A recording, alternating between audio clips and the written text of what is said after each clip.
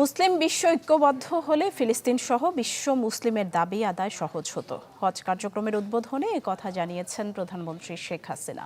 বলেন, হজ ব্যবস্থাপনা উন্নত করেছে সরকার, যাতে সহযোগিতা করেছে সৌদি আরব।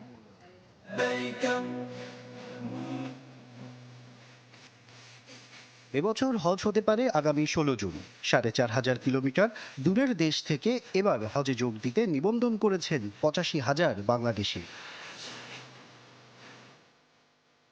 বৃহস্পতিবার প্রথম ফ্লাইটে হযরত শাহজালাল বিমানবন্দর থেকে সৌদি আরবের উদ্দেশ্যে রওনা দেবেন 419 হজযাত্রী। আশকোনা হাজি ক্যাম্পে এই কার্যক্রমের উদ্বোধন করেন প্রধানমন্ত্রী শেখ হাসিনা। বলেন, বাংলাদেশ অনেক এগিয়ে গেছে, এখন ঘরে বসেই সহজ পদ্ধতিতে হজের কাজ করা যাচ্ছে। হাজিরা যাতে সেবা পায় সেই ব্যবস্থাটা করতে পেরেছি, এটা ধরে রেখে যেন আরো উন্নত করতে পারি সেই দোয়াটাও আপনারা করবেন, আর দেশের মানুষের জন্য দোয়া করবেন।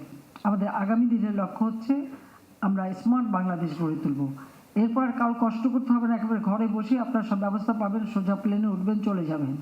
বিশ্বের মুসলিম দেশগুলোকে ঐক্যের আহ্বান জানিয়ে প্রধানমন্ত্রী বলেন, একসঙ্গে কাজ করলে ফিলিস্তিনি সহ বিশ্ব মুসলিমের দাবি আদায় সহজ হতো। যেখানে আমি কথা বলছি, আমি আমার কণ্ঠস্বর আমি প্রতি জায়গায় এর প্রতিবাদ করে যাচ্ছি, কারণ প্যালেস্টাইন আবার তারা তাদের আরব ভূখণ্ডে তাদের জায়গা তারা পাবে, এটা তাদের অধিকার।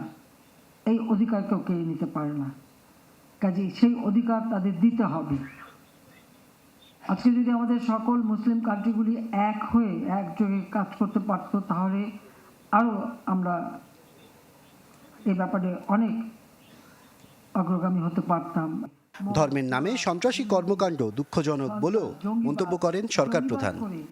আমাদের একটা পবিত্র ধর্ম ইসলাম ধর্ম, যে ধর্ম শান্তির ধর্ম, যে ধর্ম সকল শ্রেণীর মানুষকে অধিকার দিয়ে গেছে, সেই ধর্মের নামে একটা সামান্য মুসলিমের কিছু লোক তারা যে এই সন্ত্রাসী কর্মকাণ্ড করে একটা বদনাম দিয়ে যায়, এটাই সব থেকে দুঃখজনক।